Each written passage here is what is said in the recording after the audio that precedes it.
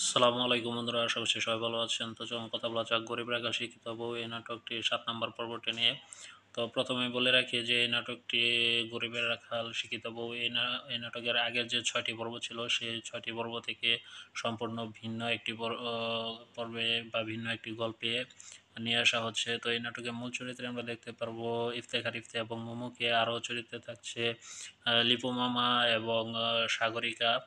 তো আরও বিভিন্ন চরিত্রে থাকছে মাহি, রিমন, আরও অনেকেই থাকছে। তো গত পর্বে আমরা যেমন দেখতে পেয়েছিলাম যে ইফতেখার ইফতির ভাই চরিত্রে ২ ভাই এবং ২ বোন ছিল। তো এই পর্বে আমরা সেরকম দেখতে পারবো না।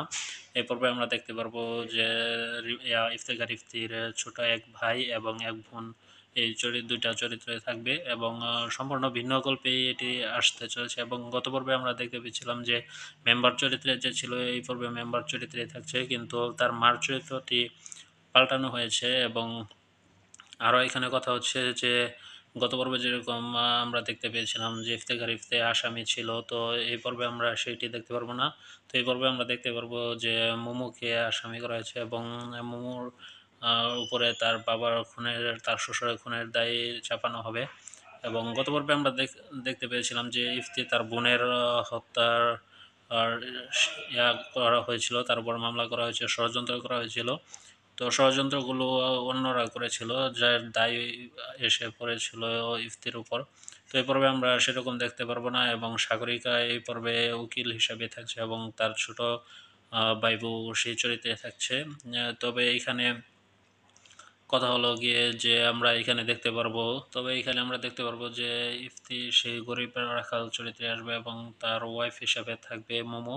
তো এখানে যে তার ছোট ভাই এবং ছোট ভাই বউয়ের চরিত্র ছিল রিমন এবং সাগরিকা, তারা দুজনে থাকবে এবং তার বাবা চরিত্রে থাকছে লিপু মামা। এবং গত পর্বে আমরা দেখতে পেয়েছিলাম যে লিপু মামার যে চরিত্র ছিল সেটি ইফতির ছোটবেলার স্মৃতি হিসাবে দেখানো হয়েছিল, কিন্তু এই পর্বে লিপু মামাকে আমরা সম্পূর্ণ অন স্ক্রিনে পারফরমেন্স করতে দেখতে পারবো।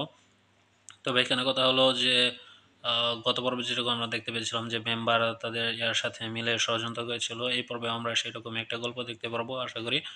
তো সবাই এই নাটকটি দেখবেন এবং জানিয়ে দিচ্ছি যে এই নাটকটি আপনারা কবে দেখতে পারবেন। তো এই নাটকটি আপনারা দেখতে পারবেন 17ই এপ্রিল।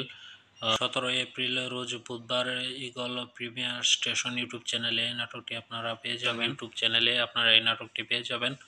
তো সবাই এই নাটকটি দেখবেন। ভিন্ন একটি গল্পের ভিন্ন একটি নাটক, যদিও নামটি ঠিক রাখা হয়েছে কিন্তু গল্পটা সম্পূর্ণ ভিন্ন থাকবে। তো আশা করি এই গল্পটি সবার কাছে ভালো লাগবে। সবাই দেখবেন এই গল্পটি। ধন্যবাদ।